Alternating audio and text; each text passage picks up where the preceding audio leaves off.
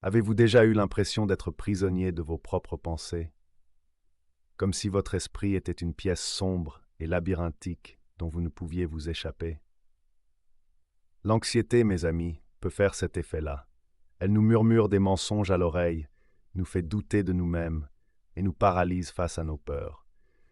Mais la bonne nouvelle, c'est que nous n'avons pas à rester prisonniers de ces pensées anxiogènes. Aujourd'hui, on va explorer les idées révolutionnaires d'Albert Ellis, un psychologue qui a consacré sa vie à nous libérer de nos prisons mentales. On va voir comment son approche, la thérapie rationnelle émotive, nous permet de démasquer les mensonges de notre cerveau et de reprendre le contrôle de notre anxiété. Le problème, ce n'est pas l'événement, mais votre réaction. Imaginez, votre patron vous convoque à son bureau. Instantanément, votre esprit s'emballe. Vous sentez votre pouls s'accélérer, vos mains deviennent moites. J'ai fait une erreur, pensez-vous. Je vais être viré. L'anxiété vous submerge, vous laissant complètement désemparé face à une situation qui, pour l'instant, n'est qu'une simple convocation.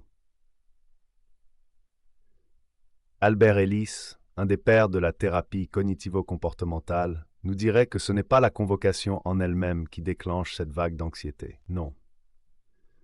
C'est votre interprétation de l'événement, votre façon de le percevoir qui crée cette panique. Reprenons l'exemple de la convocation. L'événement A, c'est la convocation elle-même, un fait neutre. Mais ensuite, votre cerveau se met en marche et commence à interpréter « Mon patron ne me convoque jamais en tête-à-tête. C'est forcément grave. Il a découvert mon erreur sur le dernier dossier. Je vais être renvoyé. Qu'est-ce que je vais devenir ?» Ces pensées, ces prédictions catastrophiques, comme les appelle Ellis, constituent l'élément B de son modèle, vos croyances à propos de l'événement. Et ce sont ces croyances, souvent irrationnelles et exagérées, qui vont dicter votre réaction émotionnelle et comportementale, l'élément C. Dans notre exemple, le C, c'est l'anxiété paralysante que vous ressentez. C'est peut-être aussi le fait que vous allez passer la nuit à ressasser et à imaginer le pire, incapable de trouver le sommeil. Ce qu'Ellis nous enseigne, c'est que nous avons le pouvoir de changer notre réaction face aux événements, aussi difficiles soient-ils, en modifiant nos pensées et nos croyances. En apprenant à identifier et à remettre en question nos pensées irrationnelles, nous pouvons reprendre le contrôle de nos émotions et vivre une vie plus sereine et épanouissante. Vos pensées créent vos émotions.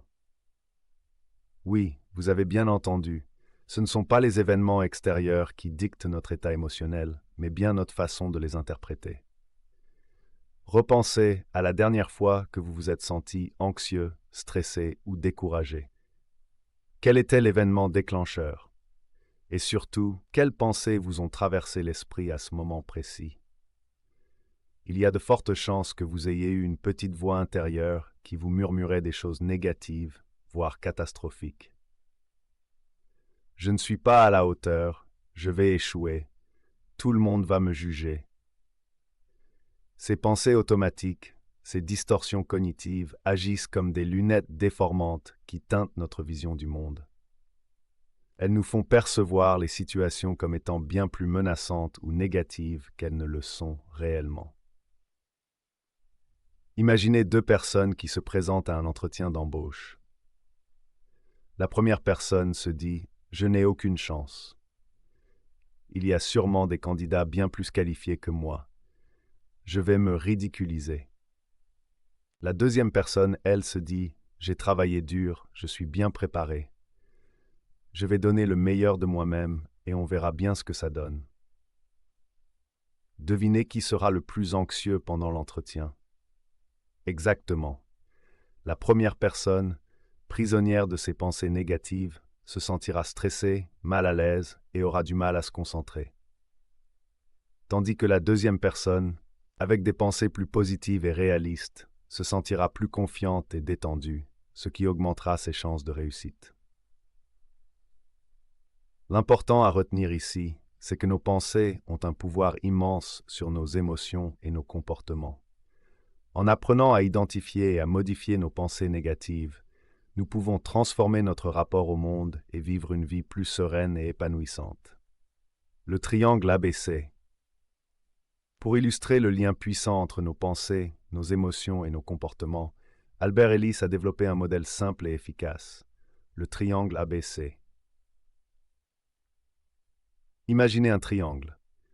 À chaque sommet se trouve une lettre A, B et C. Le A représente l'événement déclencheur.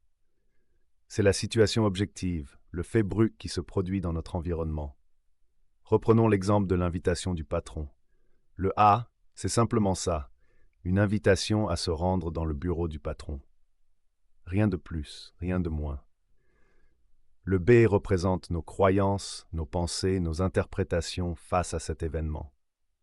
C'est là que ça se corse, car face à un même événement A, deux personnes peuvent avoir des croyances B complètement différentes. Pour l'un, l'invitation du patron sera perçue comme une opportunité de discuter d'une promotion. Pour l'autre, ce sera le signe annonciateur d'un renvoi imminent. Deux réactions opposées face à un même événement neutre. Le C représente les conséquences, c'est-à-dire nos réactions émotionnelles et comportementales face à l'événement en fonction de nos croyances. Si l'on croit que l'invitation du patron signifie une promotion, on se sentira probablement enthousiaste, impatient, et on se préparera activement pour cette rencontre. Si, au contraire, on interprète cet événement comme un signe de licenciement, on se sentira anxieux, stressé, et on aura peut-être tendance à procrastiner, voire à éviter complètement la rencontre. Ce qui est fascinant avec le triangle ABC, c'est qu'il nous montre clairement que ce ne sont pas les événements A qui déterminent nos émotions et nos comportements, C, mais bien nos pensées et nos croyances. En d'autres termes, nous avons le pouvoir de changer notre façon de réagir face aux situations difficiles en modifiant nos interprétations. Apprendre à identifier et à remettre en question nos croyances irrationnelles, c'est la clé pour sortir du cercle vicieux de l'anxiété et s'ouvrir à une vie plus sereine et épanouissante. Les trois croyances irrationnelles principales. Albert Ellis, dans son immense sagesse, a identifié trois grandes catégories de croyances irrationnelles qui sont à l'origine de la majorité de nos problèmes d'anxiété. Ces croyances, souvent inconscientes, agissent comme des programmes mentaux qui guident nos pensées et nos actions et nous enferment dans un cycle de souffrance inutile. Première croyance irrationnelle. Je dois absolument réussir dans tout ce que je fais. Cette croyance, c'est le perfectionniste qui sommeille en nous. Celui qui nous pousse à viser la perfection absolue dans tous les domaines de notre vie, au travail, en amour, en famille, dans nos loisirs. Le problème, c'est que la perfection n'existe pas.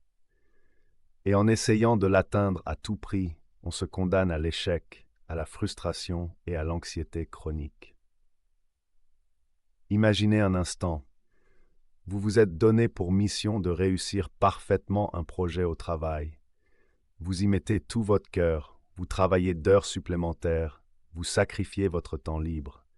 Et malgré tous vos efforts, le résultat n'est pas à la hauteur de vos attentes.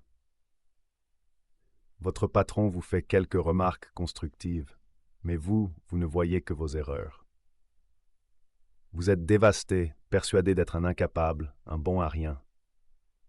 Cette réaction excessive est le fruit de la croyance irrationnelle en la nécessité absolue de réussir. En abandonnant cette exigence irréaliste, en acceptant de faire des erreurs et d'apprendre de nos imperfections, nous nous ouvrons à une vie plus sereine et plus épanouissante. Restez avec nous, car nous allons explorer les deux autres croyances irrationnelles d'Albert Ellis juste après la pause. Ne manquez pas ça. Bienvenue de retour. On poursuit notre exploration des croyances irrationnelles avec la deuxième, et elle est redoutable. Deuxième croyance irrationnelle. Tout le monde doit m'aimer et m'approuver. Avouez-le, on a tous déjà été piégés par cette pensée insidieuse.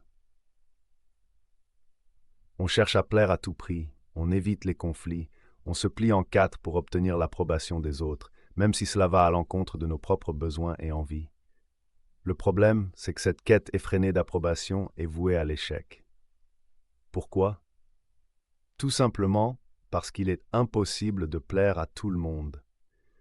Chaque personne a ses propres valeurs, ses propres opinions, ses propres goûts. Et il y aura toujours quelqu'un pour nous critiquer, nous juger ou nous désapprouver. Imaginez, vous venez de passer des heures à préparer un dîner pour vos amis. Vous avez mis les petits plats dans les grands, tout est parfait. Et là, un de vos amis vous sort. C'est dommage, j'aurais préféré autre chose. Comment réagissez-vous? Si vous êtes prisonnier de la croyance irrationnelle, tout le monde doit m'aimer et m'approuver, vous allez probablement vous sentir blessé, vexé et vous remettre en question. Je suis nul en cuisine. Je n'arrive jamais à faire plaisir. Il ne m'aime pas vraiment. Ces pensées négatives vont alimenter votre anxiété et vous empêcher de profiter pleinement de la soirée. En revanche, si vous avez appris à vous détacher de cette croyance irrationnelle, vous allez pouvoir relativiser la situation. C'est son avis, il a le droit de ne pas aimer. Ce n'est pas grave, les autres plats ont l'air de lui plaire. Vous allez pouvoir profiter de la soirée sans vous laisser affecter par une simple remarque. Se libérer de la quête d'approbation des autres, c'est s'offrir une liberté inestimable. C'est oser être soi-même, avec ses qualités et ses défauts, sans craindre le regard des autres. C'est s'autoriser à dire non, à exprimer ses opinions, à faire des choix qui nous correspondent, même si cela ne plaît pas à tout le monde. Ne partez pas tout de suite. La troisième croyance irrationnelle arrive juste après la pause. Et elle est tout aussi sournoise que les deux premières. Accrochez-vous, on arrive à la dernière croyance irrationnelle d'Hélice. Et elle est sournoise, oh oui, très sournoise. Troisième croyance irrationnelle. La vie doit être facile et sans difficulté. Ah, la belle vie, sans obstacles, sans efforts, sans embûches. Une utopie qui n'existe que dans les contes de fées. Le hic, c'est que cette croyance, aussi séduisante soit-elle, nous rend complètement démunis face aux difficultés inévitables de la vie. Un imprévu au travail, une dispute avec un proche, une mauvaise nouvelle, catastrophe. Notre monde s'écroule parce qu'après tout, la vie est censée être facile, non? Cette croyance nous rend intolérants à la frustration, incapables de faire face aux défis avec résilience et créativité. On se plaint, on rumine, on se victimise, on abandonne au premier obstacle venu. Imaginez, vous aviez prévu une randonnée en montagne, un moment de détente et de communion avec la nature. Mais voilà, le ciel se couvre, la pluie commence à tomber et vous êtes trempé jusqu'aux os. Si vous êtes guidé par la croyance « la vie doit être facile », vous allez probablement maudire votre sort, vous plaindre de ce temps exécrable et rentrer chez vous frustré et déçu.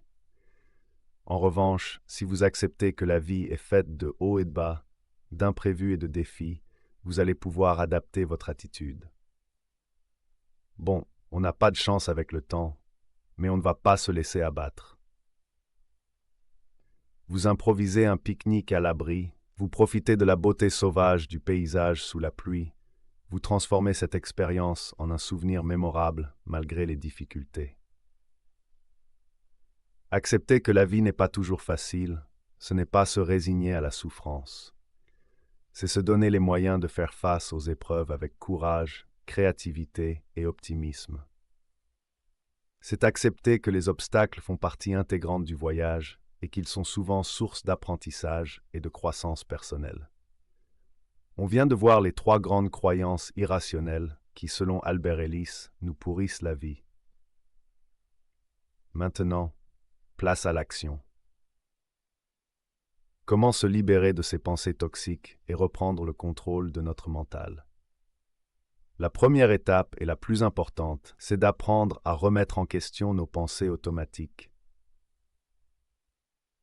Oui, vous avez bien entendu, ces petites voix intérieures qui nous minent le moral. Il est temps de les passer au crible de la raison. Imaginez, vous êtes sur le point de prendre la parole en public. Immédiatement, votre cœur se met à battre la chamade. vos mains deviennent moites et votre cerveau vous bombarde de pensées négatives. Je vais bafouiller, je vais oublier tout ce que j'ai à dire, tout le monde va me trouver ridicule. Stop!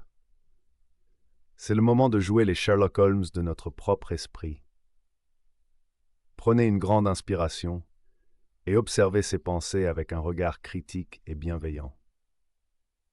Posez-vous les bonnes questions. Est-ce que c'est vraiment vrai? Avez-vous déjà bafouillé ou oublié votre texte lors de chaque prise de parole en public? Probablement pas. Quelles sont les preuves qui soutiennent cette pensée? Avez-vous des preuves tangibles que vous allez rater votre discours, ou est-ce simplement une peur irrationnelle? Et si c'était le contraire qui se produisait? Et si vous faisiez un discours incroyable qui marquait les esprits?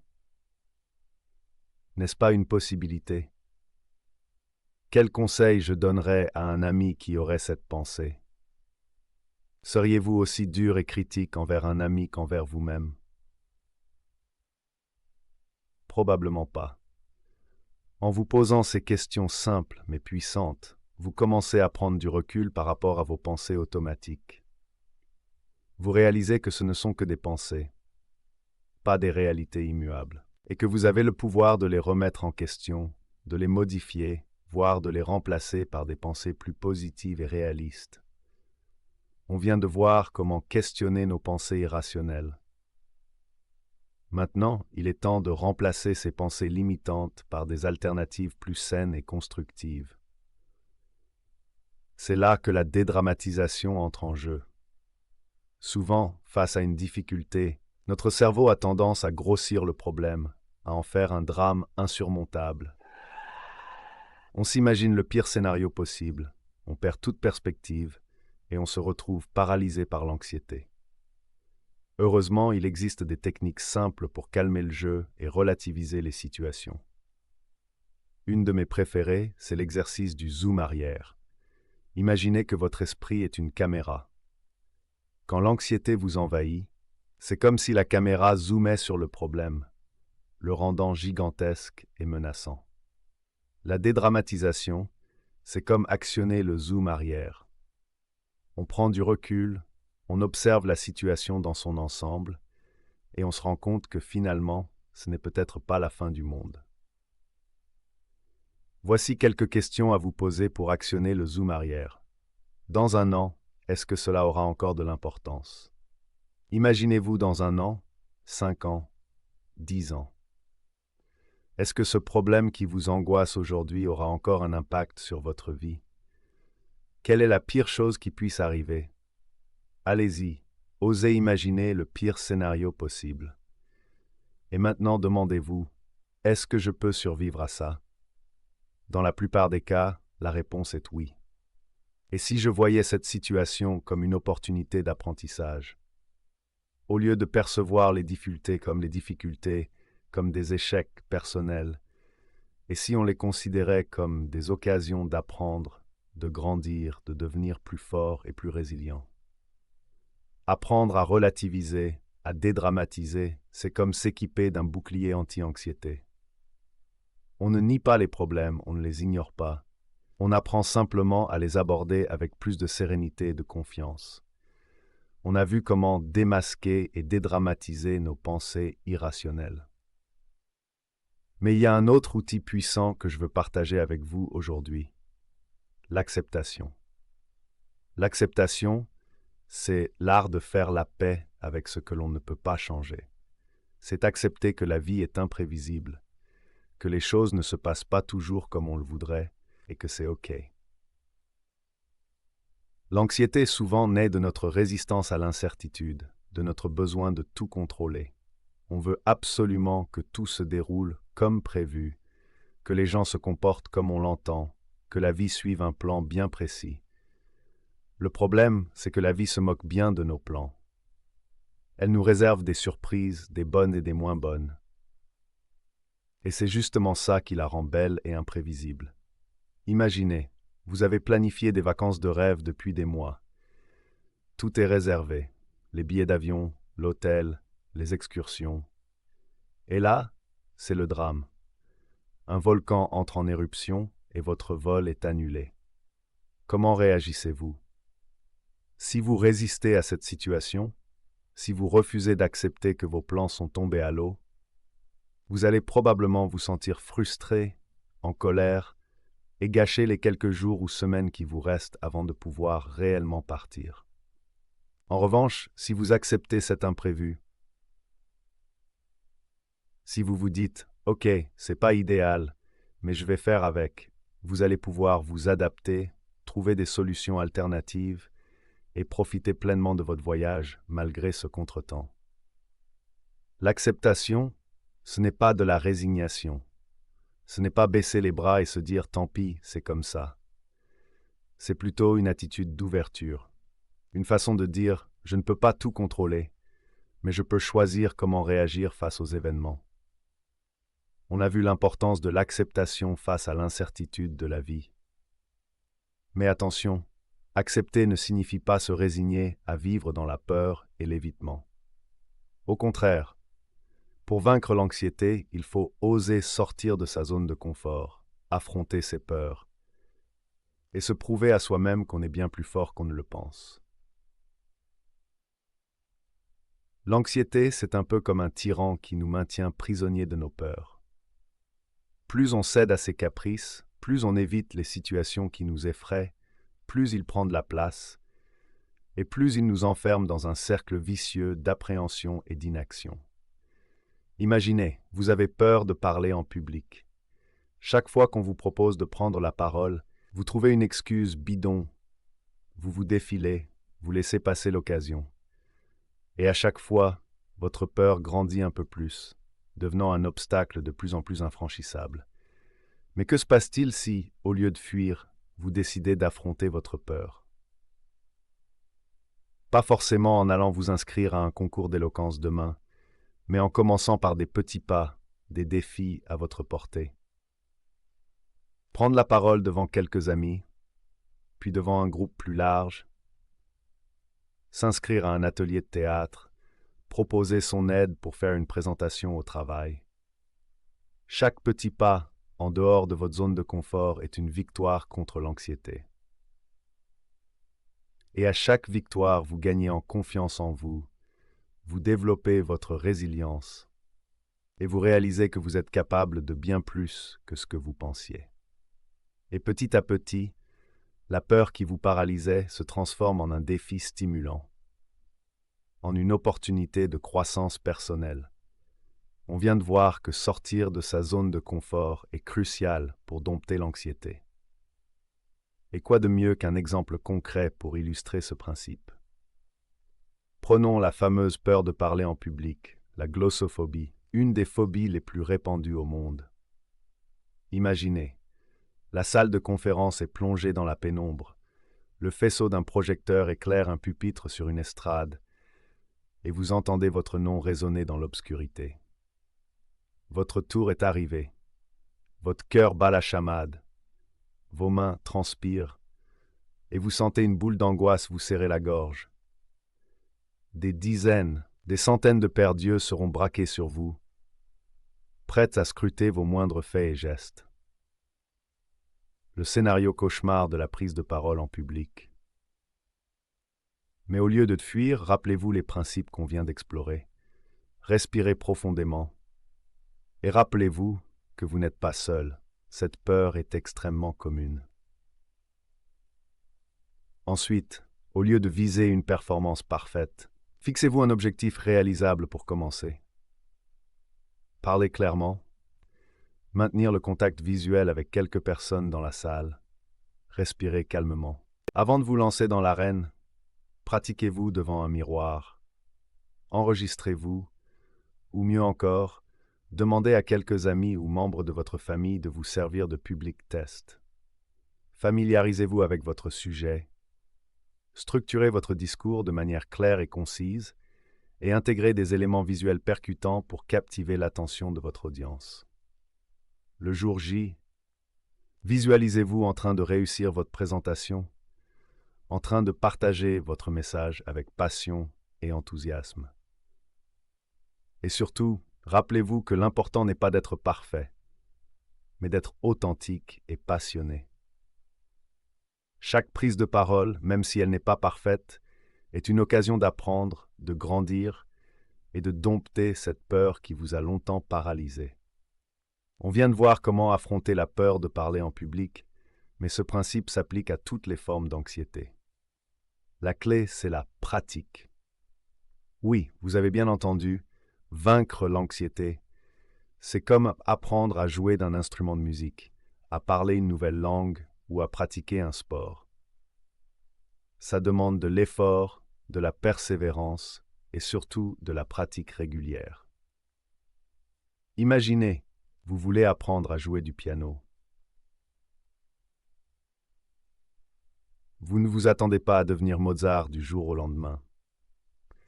Vous savez qu'il va falloir commencer par les bases, apprendre les gammes, déchiffrer les partitions et vous exercer avec patience et persévérance.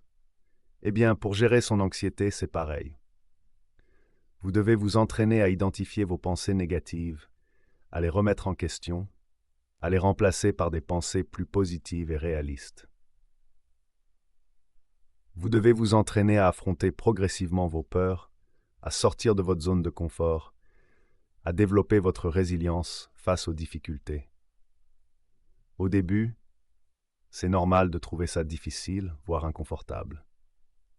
Vous allez peut-être avoir l'impression de ne pas y arriver, de faire fausse route. Mais ne vous découragez pas. Comme pour tout apprentissage, il y aura des hauts et des bas, des jours avec et des jours sans. Le plus important, c'est de ne pas abandonner. Continuez à pratiquer avec bienveillance envers vous-même. Et vous verrez que petit à petit, vous allez progresser. Vos pensées négatives vont perdre de leur pouvoir. Vous allez vous sentir plus confiant face aux défis de la vie.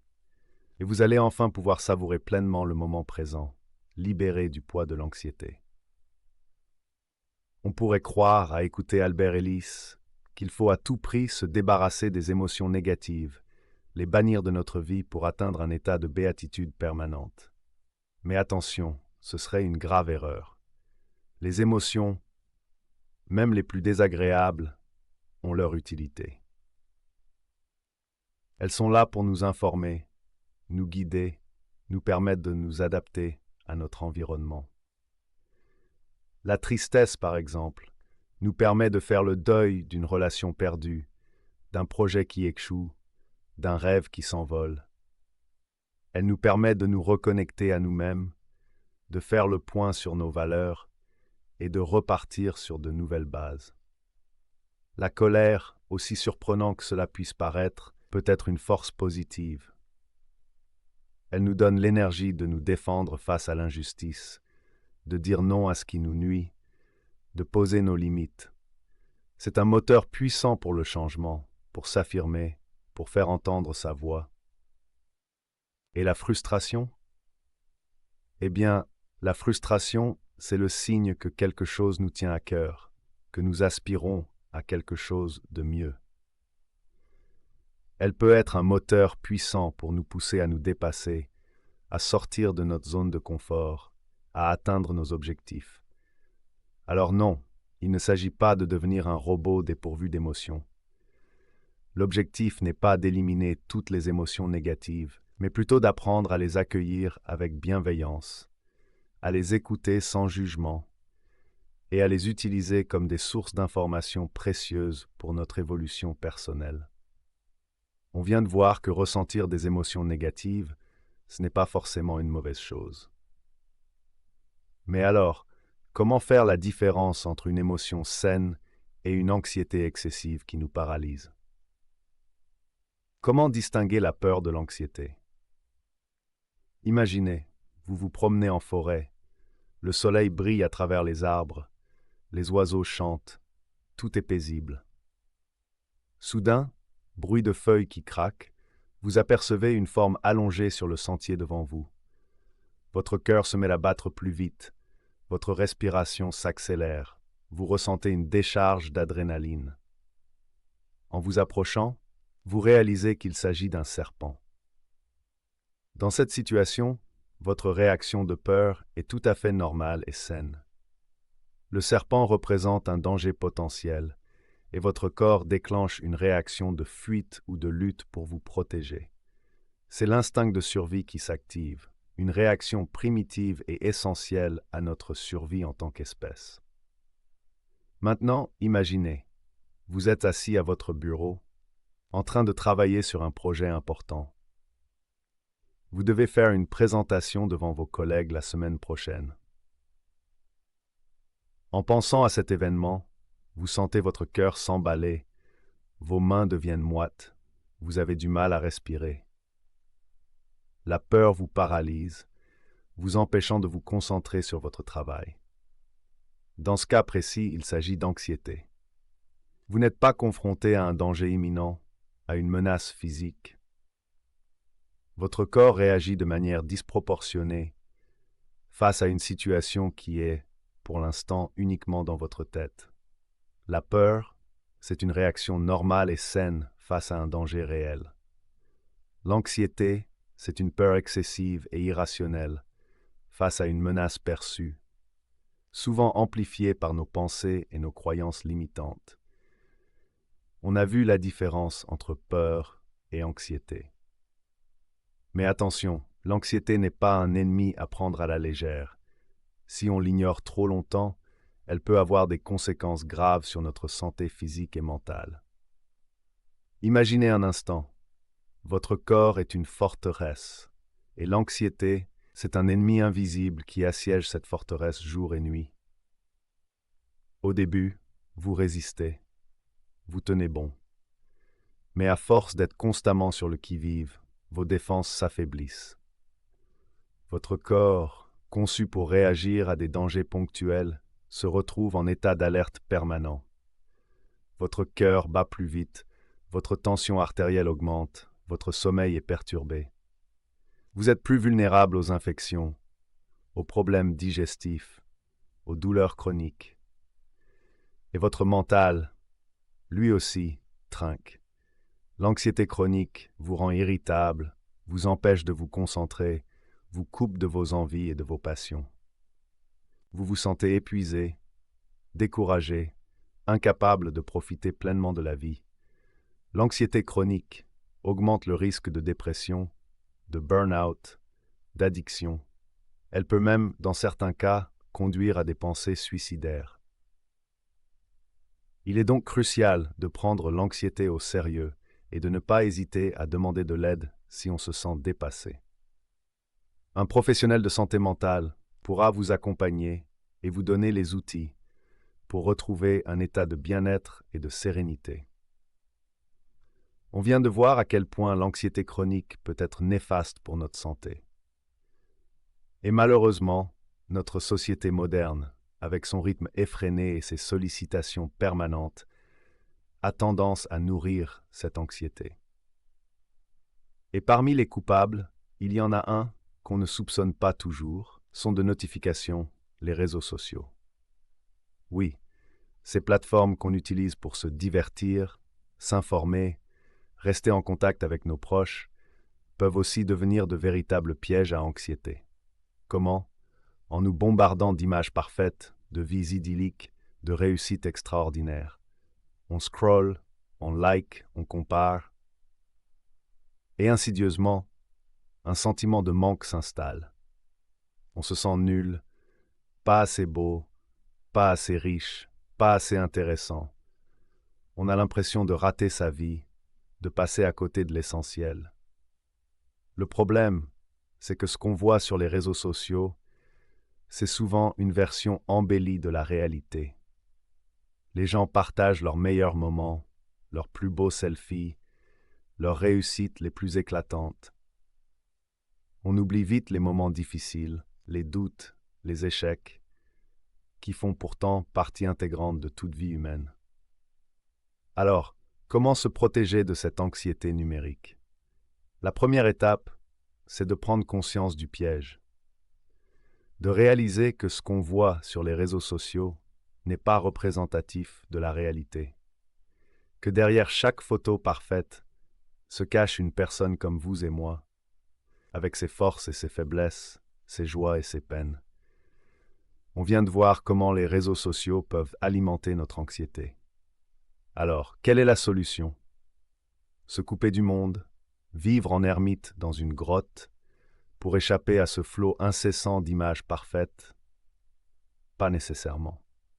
Il ne s'agit pas de rejeter en bloc les nouvelles technologies, mais plutôt d'apprendre à les utiliser avec modération et discernement. Le mot-clé ici, c'est la déconnexion. Apprendre à se débrancher du monde numérique pour se reconnecter à soi-même, à l'instant présent, aux choses simples de la vie. Imaginez, vous posez votre téléphone, vous éteignez votre ordinateur et vous vous accordez un moment de calme, juste pour vous. Vous pouvez lire un livre, écouter de la musique, passer du temps dans la nature, cuisiner un bon repas, prendre un bain chaud, méditer, jouer avec vos enfants, appeler un ami. L'important, c'est de trouver des activités qui vous font du bien, qui vous permettent de décompresser, de calmer le flot incessant de vos pensées.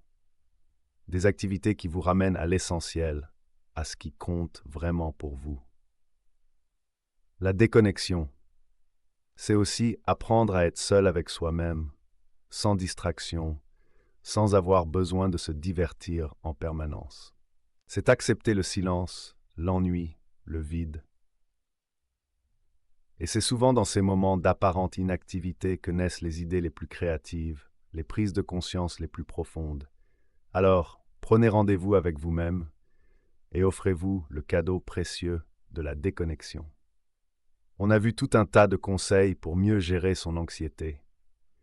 Remettre en question ses pensées, sortir de sa zone de confort, pratiquer la déconnexion. Mais parfois, malgré tous nos efforts, l'anxiété est trop envahissante, trop handicapante. On se sent dépassé, impuissant, incapable de s'en sortir seul. Si c'est votre cas, sachez que vous n'avez pas à traverser cette épreuve seul. Il existe des professionnels de santé mentale dont la mission est d'aider les personnes qui souffrent d'anxiété. Psychologues, psychiatres, psychothérapeutes, il existe de nombreuses ressources disponibles pour vous accompagner et vous aider à aller mieux. N'ayez pas honte de demander de l'aide. Consulter un professionnel de la santé mentale, c'est un acte de courage, un signe de lucidité et surtout un investissement précieux pour votre bien-être. Un professionnel pourra vous aider à identifier les causes profondes de votre anxiété. Parfois, l'anxiété est liée à des événements du passé, des traumatismes non résolus, des schémas de pensée dysfonctionnels. Développez des stratégies personnalisées pour gérer votre anxiété au quotidien. Il existe de nombreuses techniques thérapeutiques efficaces pour calmer l'anxiété.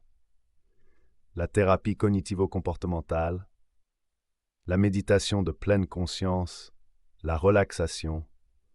Trouvez des solutions pour surmonter les obstacles qui vous empêchent d'avancer. Un professionnel peut vous aider à identifier et à modifier les comportements d'évitement, à développer votre confiance en vous et à reprendre le contrôle de votre vie. N'attendez pas que l'anxiété prenne le dessus sur votre vie. Si vous vous sentez dépassé, n'hésitez pas à tendre la main et à demander de l'aide. On vient de parler de l'importance de demander de l'aide quand on se sent dépassé par l'anxiété. Et j'aimerais ajouter quelque chose d'essentiel. Vous n'êtes pas seul. L'anxiété est un problème de santé mentale, extrêmement courant. Imaginez un instant, vous êtes assis dans une salle d'attente. Autour de vous, des gens de tous âges, de tous horizons, vaquent à leurs occupations. Certains lisent un magazine, d'autres écoutent de la musique, d'autres encore discutent tranquillement. Rien ne les distingue de prime abord. Et pourtant, si vous pouviez lire dans leurs pensées, vous seriez surpris de découvrir que beaucoup d'entre eux sont aux prises avec les mêmes peurs, les mêmes angoisses que vous. L'anxiété ne fait pas de discrimination. Elle touche les étudiants, les travailleurs, les parents, les artistes, les sportifs, Elle se moque de votre statut social, de votre compte en banque ou de votre nombre d'abonnés sur Instagram. Des millions de personnes dans le monde luttent chaque jour contre l'anxiété. Certaines en parlent ouvertement, d'autres la taisent par peur du jugement, de la stigmatisation. Mais une chose est sûre, vous n'êtes pas un cas isolé, un extraterrestre venu d'une autre planète. Alors, n'ayez pas honte de vos difficultés. N'ayez pas peur de demander de l'aide. Vous méritez, comme tout le monde, de vivre une vie sereine et épanouissante.